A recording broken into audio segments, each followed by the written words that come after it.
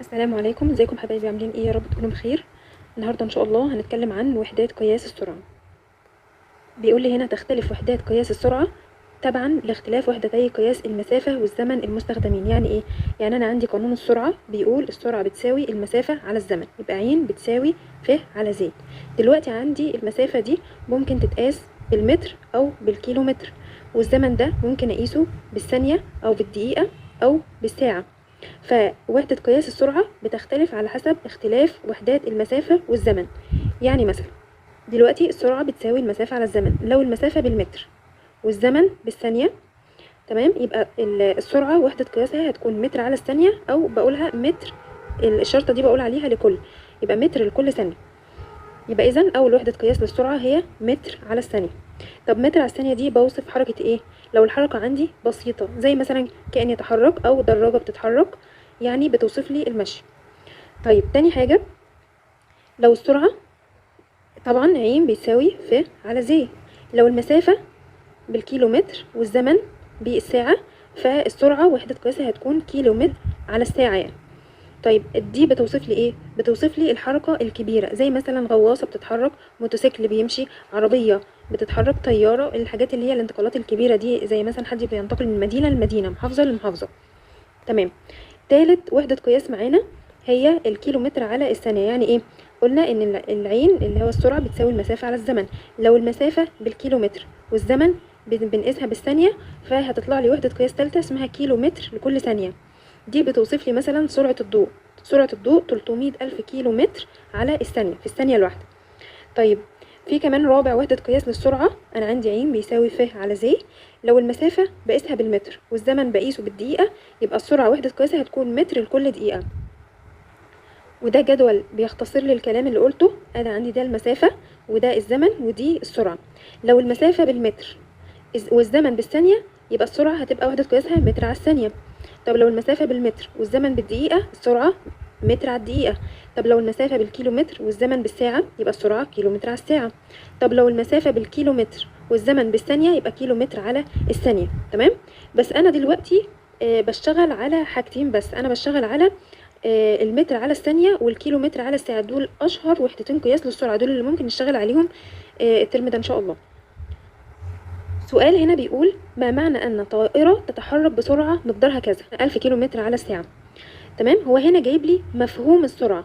لما يقول لي ما معنى أن، هو ببص على، لو جايب لي المفهوم بتاع السرعة يبقى لازم أشرح يعني إيه سرعة، يعني أعرف السرعة. طب لو هو جايب لي شرح السرعة ما معنى أن وجايب لي التعريف، هقول في إجابتي إيه المفهوم، هعكس يعني. هنا جايب لي مين؟ هنا جايب لي إيه المفهوم بتاع السرعة، فأنا محتاج إن أنا لما أجاوب أقول تعريف السرعة. هقول أي أن الطائرة تقطع مسافة مقدارها كذا، مقدارها 1000 كيلومتر في الساعة الواحدة، يبقى أنا كده عرفت السرعة. سؤال تاني بيقول ما معنى أن سيارة متحركة تقطع مسافة مقدارها 100 متر في زمن قدره 2 ثانية. هنا معرف السرعة، هنا عكس، يبقى هنا عرف لي السرعة، يبقى أنا المفروض أتكلم وأقول إن ده مصطلح السرعة. تمام. بس هو جايب لي المسافة بتساوي 100 متر وزمن قدره 2 ثانية، يبقى أنا علشان أقول له إن معنى ذلك إن السرعة هتساوي كذا، ما أنا لازم أحسب السرعة من القانون اللي بيقول ع بيساوي ف على ز. فف هنا جايبه لي ب100 والزمن ب2، يبقى 100 على الاتنين فيها ال50 متر على الثانية. يبقى لما اجي اجاوب على السؤال ده لازم احسب الاول السرعه من قانون السرعه، واقول اي ان السياره تتحرك بسرعه مقدارها 50 متر على الثانيه. وخد بالك انت هنا في السؤال ده بجزء من درجتك بتتحط برضو على ان انت تقول ع بيساوي ف على ز، وبعد كده تعوض، وبعد كده تطلع لي النتيجه، وبعد كده تقول لي السياره تتحرك بسرعه كذا. تمام، علشان تاخد الدرجه كامله. سؤال بيقول لي قطع عداء مسافه 100 متر.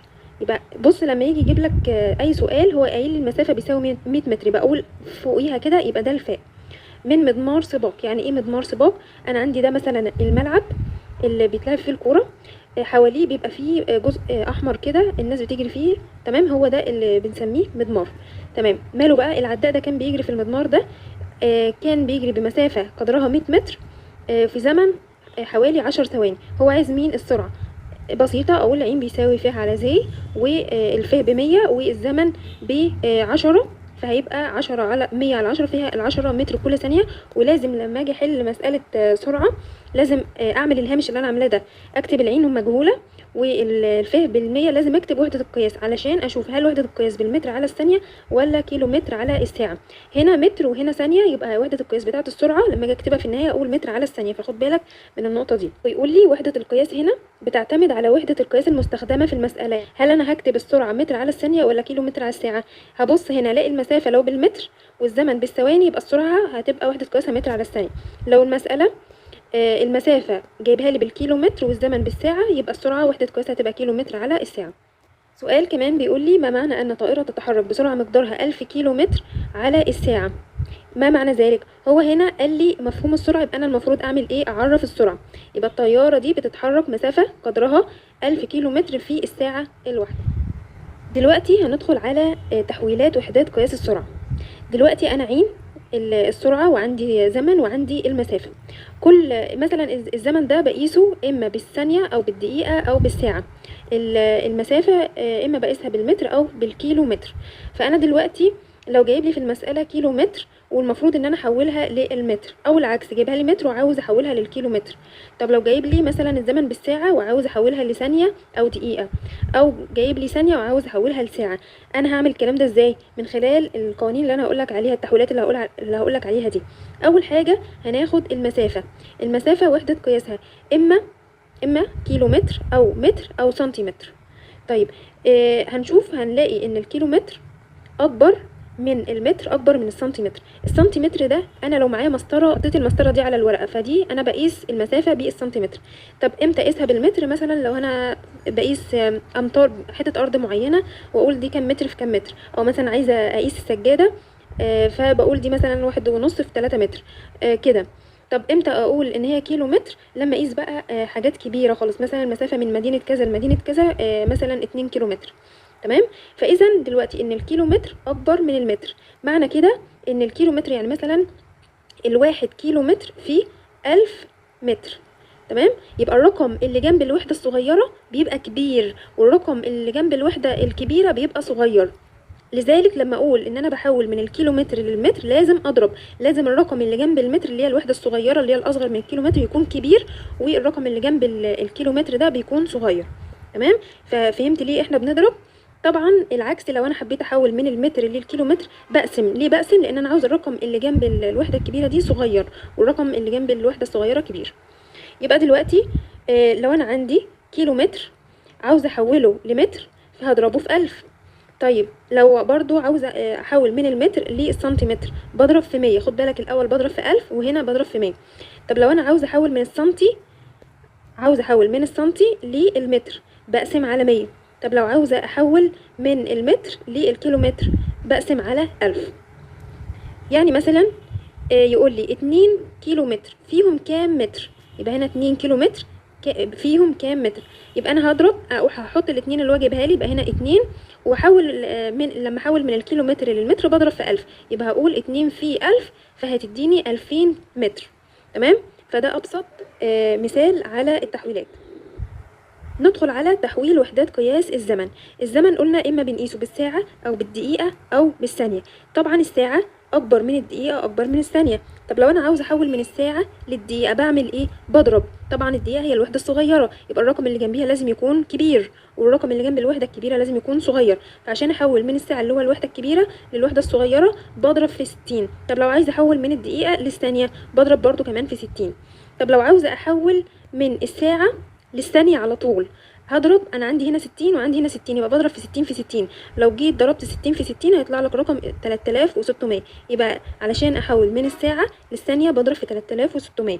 طب لو انا عايزه العكس، لو انا عايزه احول من الدقيقة للساعة بقسم على 60، لو عايزه احول من الثانية للدقيقة بقسم على 60. طب لو عايزه بسرعة كده احول من الثانية للساعة بقسم على 60 في 60 او اقسم على الرقم اللي هو 3600. مثال بسيط معانا، لو انا عندي ساعتين 2 ساعة فيهم كام ثانية، يبقى هقول 2 بحول من الساعة للثانية بضرب في ايه؟ بضرب في 3600. يبقى هحط الرقم اللي جنبه اللي هو الاتنين ده واضربه في 3600 فيديني 7200 ثانية. ندخل بعد كده على تحويل وحدات قياس السرعة. انا عندي الكيلو متر على الساعة اكبر من المتر على الثانية. طيب يبقى انا عندي عشان احول من كيلو متر على الساعه لمتر على الثانيه بضرب في رقم اسمه 5 على 18. طب لو انا عايزه احول من المتر على الثانيه للكيلو متر على الساعه بقسم في 5 على 18 او اضرب في المقلوب. ارجع كده للرياضه، بضرب في 18 على 5 او اقسم على 5 على 18. تختار ده او ده الاسهل لك اعمله. طيب انا عايزه اعرف دلوقتي رقم 5 على 18 ده جه ازاي. دلوقتي وحدة قياس السرعة لو هي بالكيلو متر على الساعة عاوز احولها للمتر على الثانية. طيب دلوقتي انا عشان احول الكيلو متر للمتر بعمل ايه؟ ما انا بضرب في 1000. طب عشان احول من الساعة للثانية بعمل ايه؟ بضرب في 60 في 60 اللي هما 3600. تعالى كده 1000 على 3600 فهيديني الرقم اللي هو 5 على 18. يبقى اذا علشان احول من كيلو متر على الساعة لمتر على الثانية بضرب في الرقم 5 على 18. لو عاوز احول من متر على الثانية لكيلو متر على الساعة بضرب في 18 على 5 او بقسم على نفس الرقم اللي هو 5 على 18. سؤال مثلا يقول لي 90 كيلو متر على الساعة فيهم كام متر على الثانية.